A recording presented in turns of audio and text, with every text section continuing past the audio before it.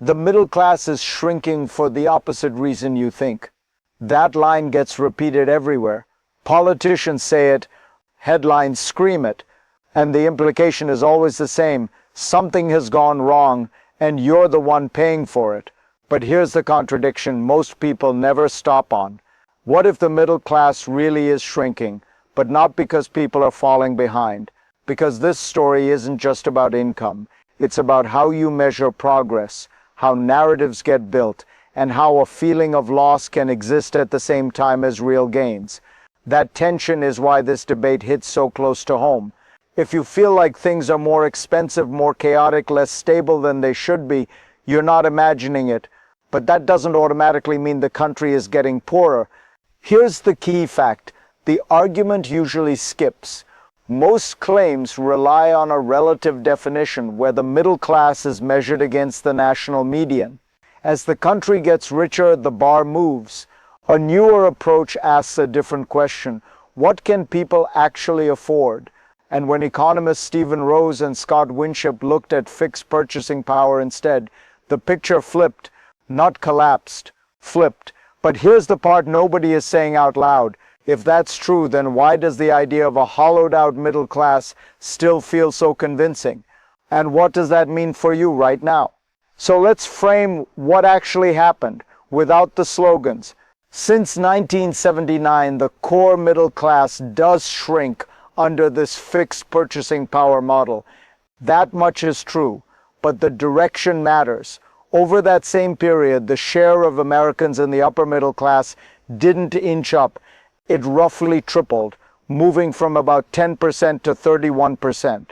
At the same time, the share of people considered lower middle class or poor fell substantially. That's not collapse, that's movement. Notice what this framing does. It stops treating the middle class as a static box. People are trapped inside. Instead, it tracks whether people are climbing out of it. And according to this data, millions did. Now compare that to the language we hear: hollowed out, left behind, decline. Those phrases only make sense if people are sliding downward. But the numbers don't show that. They show overwhelmingly upward movement, even if it's uneven and frustrating. Here's the cognitive shift. If the middle class is shrinking because people are moving up, then the real question isn't why are we failing? It's why does success feel so bad? And that's where the story starts to get uncomfortable. Here's the first hard proof point that forces a rethink. Under the Rose and Winship framework, real incomes are adjusted for inflation and tied to what people can actually buy. Using that benchmark, the upper middle class didn't just grow. It absorbed a massive share of households that used to sit in the middle, from roughly 1 in 10 Americans in 1979 to nearly 1 in 3 today.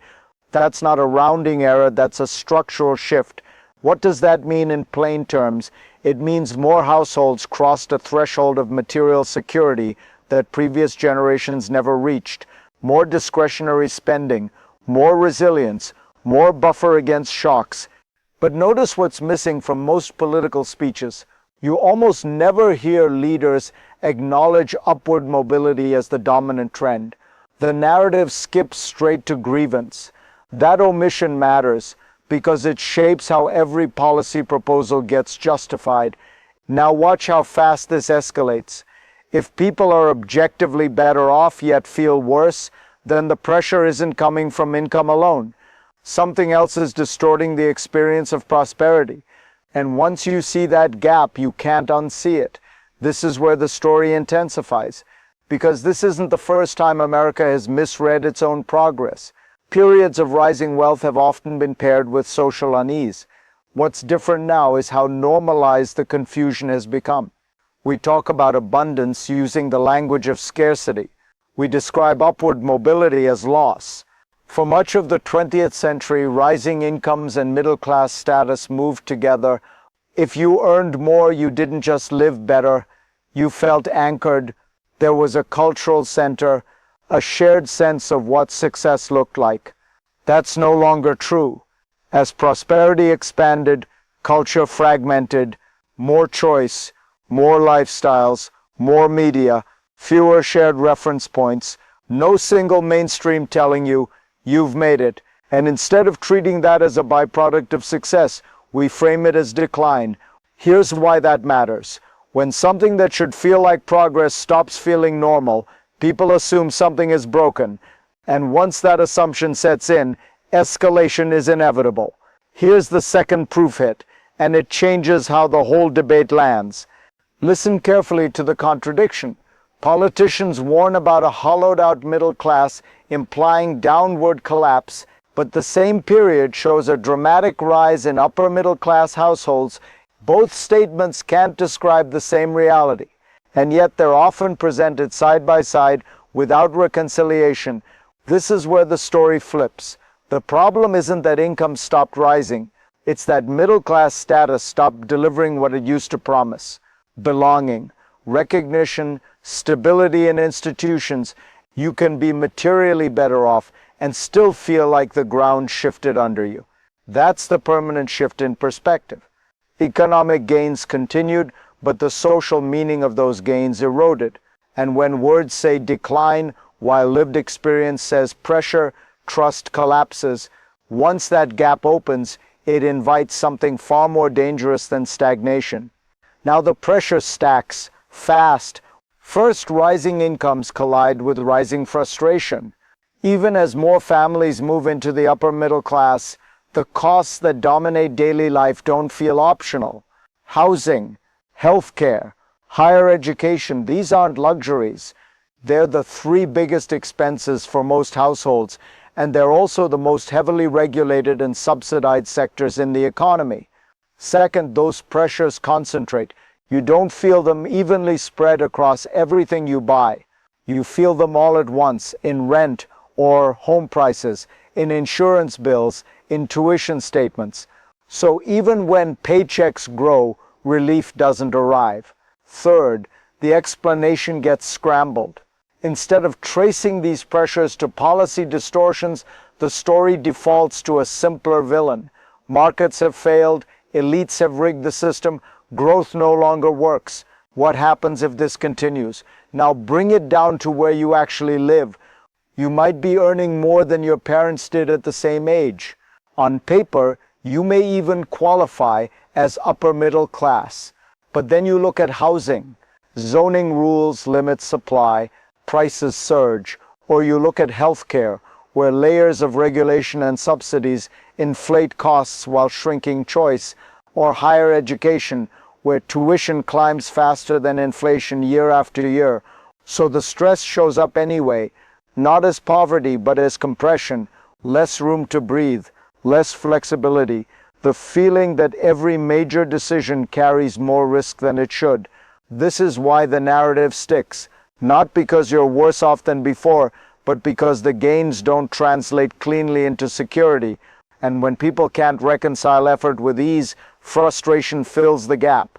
If this feels familiar, say so in the comments.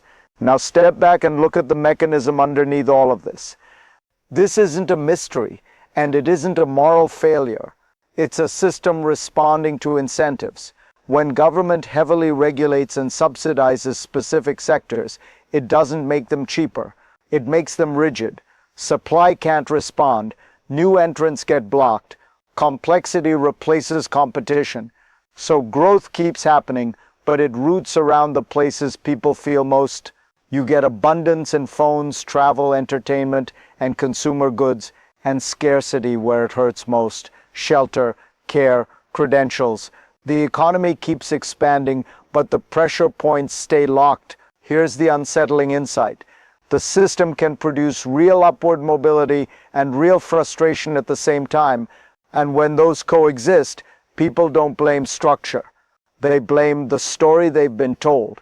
That misunderstanding is what sets up the next move. Now look at where this goes next, because momentum is already building. There are two paths forming. One treats the frustration as proof that growth itself has failed. That path doubles down on tariffs, heavy-handed intervention, and policies sold as middle-class restoration. The promise is stability. The risk is that it suppresses the very dynamics that pushed millions upward in the first place. The other path starts with a quieter admission. The gains were real. The pressure is real too, but they don't come from the same source. That path questions why housing, healthcare, and education remain bottlenecks while everything else gets cheaper and better. Here's why that distinction matters. The next political moves are being shaped right now by which story wins. And once those moves lock in, they're hard to reverse. Here's the insight that ties all of it together. The middle class didn't disappear. It succeeded, and then lost the story that made success feel coherent. Upward mobility kept delivering material gains, but institutions failed to adapt, and politics filled the gap with a simpler narrative of decline. That's why this debate feels unresolved. One side keeps pointing to data, the other keeps pointing to stress. Both are reacting to something real, but only one explains why prosperity can feel like pressure instead of relief. And here's the loop that should stay with you. The next time you hear someone promise to restore the middle class, ask what they mean by restore.